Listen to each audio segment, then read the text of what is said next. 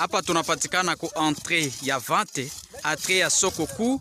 Unaona vijana wamejiandaa kwa kuendelea kufungua barabara ili gari iingie mpaka kwenye soko. Vraiment tunaita kila mtu yote kufika kuile vati ya siku ya 5 kwa sababu itakuwa moto na moto.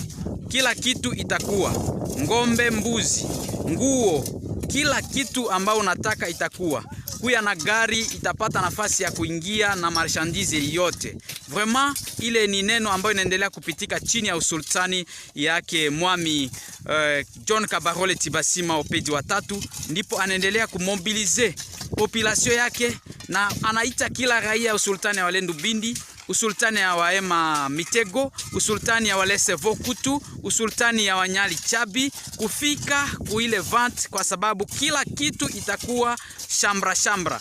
Kila kitu bei itakuwa fasi yake. Vraiment mnaona espace salongo inaendelea kama kawaida.